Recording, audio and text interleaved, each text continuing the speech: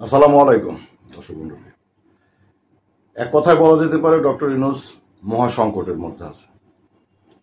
তিনি একুল ওকুল দুই কুলি সংকটে, দেশের অভ্যন্তরে দেশের বাইরে সব দিক থেকে তিনি একটা অত্যন্ত জটিল পরিস্থিতি ফেস করতেছেন বর্তমানে।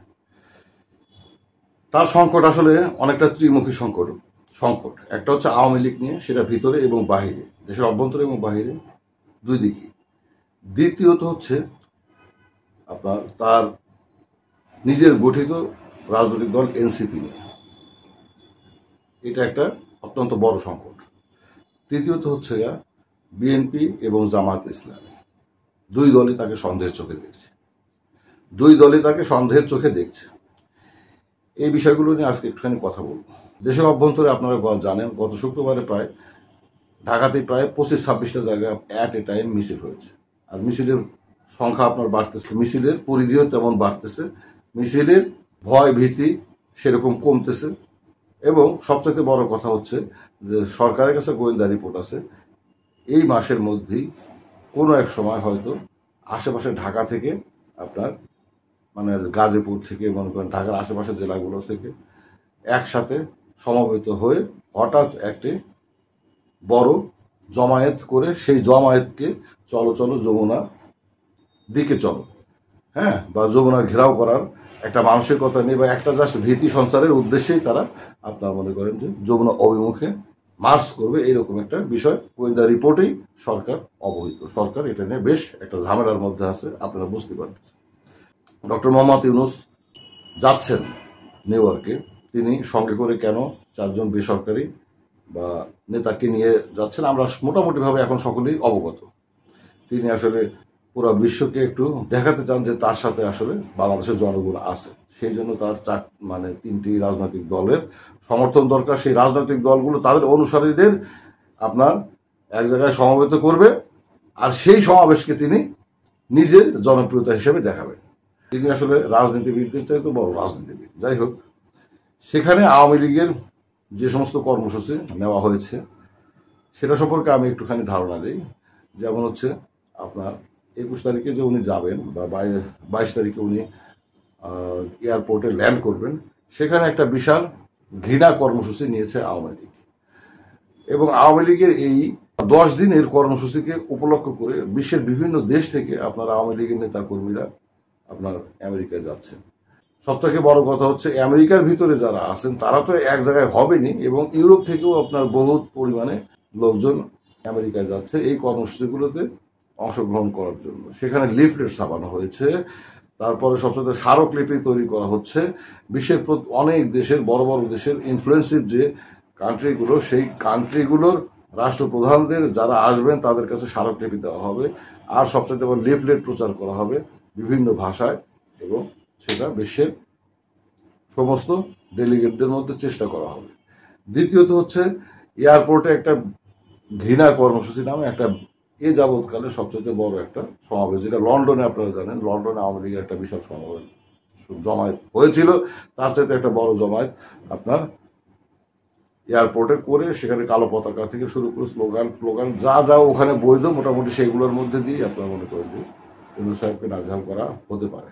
দ্বিতীয়ত হচ্ছে এই 10 দিনের প্রতিদিনই গ্র্যান্ড হায়াত হোটেলের সামনে, গ্র্যান্ড হায়াত মানে যেখানে উনি থাকবেন, সে হায়াত হোটেল সামনে 24 ঘন্টায় আপনার মানব বন্ধন কর্মসূচি সহ জমায়েতের কর্মসূচি থাকবে।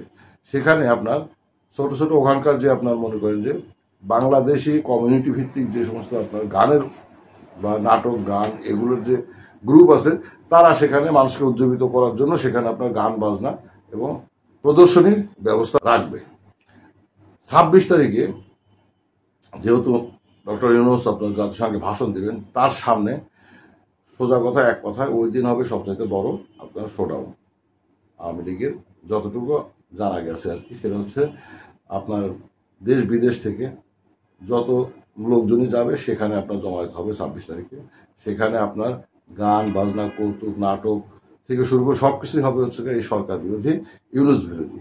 এবং সেখানে আপনার মনে করেন যে এমন কিছু করার চিন্তা ভাবনা করা হচ্ছে যা আপনার মনে করেন আগে কখনো ঘটেনি, সেটা আমি নিজেও জানি না। যেটা আপনার মনে করেন যতটুকু জানতে পেরেছি, আওয়ামী পন্থীদের চ্যানেল থেকে, আওয়ামী পন্থীদের বিভিন্ন কর্মকাণ্ড থেকে, সেখান থেকে আমি ঘটনাগুলো আপনাদেরকে জানাচ্ছি, বলতেছি। এইরকম একটা পরিস্থিতি আপনার ডক্টর ইউনূসের জন্য আওয়ামী লীগ ভিতরে বাহিরে সব জায়গায় তৈরি করে রাখতেছে, যেটা একটা বিভীষিকাময় পরিস্থিতি তৈরি করতেছে ওনার জন্য। দ্বিতীয়ত হচ্ছে আপনার যেটা বললাম, এনসিপি আপনার একটা গলার কাঁটা হয়ে দাঁড়িয়েছে। এই এনসিপি দলটা কিন্তু আপনার ডক্টর মোহাম্মদ ইউনূসেরই তৈরি করা, কিন্তু কথা হচ্ছে এনসিপি আপনার তার বর্তমান পরিস্থিতি, তার যে জনসম্পৃক্ততাহীনতা, মানে জনগণের সাথে যে তার এখন আর কোনো তেমন সম্পৃক্ততা নাই, এটার জন্য সে ডক্টর ইউনূসকেই তারা দায়ী করতেছে। তারা মনে করতেছে সরকারের তাদের এই জনবিচ্ছিন্নতার জন্য সরকারই দায়ী, আর সরকার তাদেরকে আপনার এই রাজনৈতিক দল গঠনে উৎসাহিত করেছে সরকার, এবং সরকারের কিছু মানে ডক্টর ইউনূস এবং তার কিছু উপদেষ্টা এজন্য দায়ী। আদতে মূল কথা হচ্ছে, আসলে সত্যিকারের কথা, উপদেষ্টা ডক্টর মোহাম্মদ ইউনূস আর তার উপদেষ্টারা দায়ী না খোদ এনসিপির নেতৃবৃন্দই দায়ী, এই বিষয়টা নিয়ে বিতর্ক জনগণের মধ্যে আছে। কিন্তু ওনারা মনে করতেছেন এটার জন্য ডক্টর ইউনূস এবং তার উপদেষ্টারা দায়ী। সবচেয়ে সমস্যা হচ্ছে এনসিপিকে নিয়ে ভয়ের অন্যতম কারণ হচ্ছে, এনসিপি ছিল সরকারের সবচাইতে কাছের আপনার রাজনৈতিক দল। সরকারের ভিতরে অনেক গোপন খবরই তারা রাখে, জানে। এখন সরকার আসলে সরকারের অনেকেই আতঙ্কিত, এনসিপি যদি ক্ষুব্ধ হয়ে সেই বিষয়গুলো জনসম্মুখে নিয়ে আসে, তাহলে সরকার একটা খুব বাজে পরিস্থিতিতে পড়ে যাবে। এই দিক থেকেও সরকার বিপদে আছে। আর একটা অন্যতম বিপদ হচ্ছে আপনার জামায়াতে ইসলামী এবং বিএনপির বর্তমান দ্বন্দ্ব। এক কথায় নির্বাচন নিয়ে বা নির্বাচনকে অনিশ্চিত করে তুলেছে যে দ্বন্দ্বটি। এক কথায় হচ্ছে জামাতে ইসলামের এই পিআর সহ আপনার নির্বাচনকে নিয়ে যে খেলাধুলা, বিএনপি মনে করতেছে এখানে সরকার এবং সরকারের ভিতরে থাকা আপনার উপদেষ্টা সহ লোকজনের এখানে আপনার সম্মতি আছে, বা এখানে তারা লাই দিচ্ছে। বিএনপি মনে করতেছে চোরকে চুরি করতে বলে আর গৃহস্থকে সাবধান থাকতে বলে, এরকম একটা বিষয় আপনার কাজ করতেছে। বিএনপির কাছে এরকম তথ্য আছে, জামাত ইসলামী সহ ইসলামী জোটগুলো যে আন্দোলন সংগ্রাম করতে যাচ্ছে এবং তারা যে জোটটা তৈরি করতে যাচ্ছে, এটা নিয়ে মন্ত্রীপাড়ায় একাধিক বৈঠক হয়েছে, এই তথ্য বিএনপির কাছে আছে। সো বিএনপি সরকারকে সন্দেহ চোখে দেখতেছে। আবার জামাত ইসলামী তো সরকারকে পুরোটাই এখন সন্দেহ চোখে দেখে। লন্ডন বৈঠকের পর থেকেই সরকারকে সন্দেহ চোখে দেখতেছে।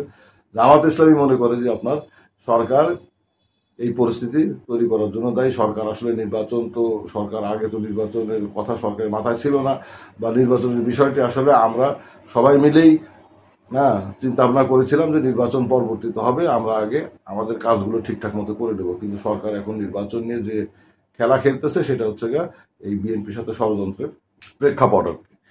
সরকারকে ষড়যন্ত্রকারী হিসেবে বিএনপিও দেখছে, সরকারের ষড়যন্ত্রকারী হিসেবে জামাত ইসলামীও দেখছে, সরকারকে ষড়যন্ত্রকারী হিসাবে এনসিপিও দেখছে। আর আওয়ামী লীগের তো কথাই নেই। ডক্টর মোহাম্মদ ইউনূস এই লোডটা নিতে পারবেন তো? মানে তার তো লোড বেয়ারিং ক্যাপাসিটি খুব একটা যে বেশি তা না। তার অতীত থেকে আমরা দেখেছি তার লোড বেয়ারিং ক্যাপাসিটিটা যথেষ্ট পরিমাণে কম। তিনি তো আবার এই খেলা দোরসাই বলে খেলা বন্ধ করে আবার উড়াল দেবেন না তো, চলে যাবেন না তো? এই প্রশ্নটা দর্শক মণ্ডলী আপনাদের কাছে থাকবে। খোদা হাফেজ, ভালো থাকবেন। পরবর্তীতে কথা হবে ইনশাল্লাহ, পরিস্থিতির সাপেক্ষে আরও কথা হবে। সঙ্গে থাকবেন, সাবস্ক্রাইব করে সঙ্গে থাকবেন, লাইক করবেন, শেয়ার করবেন।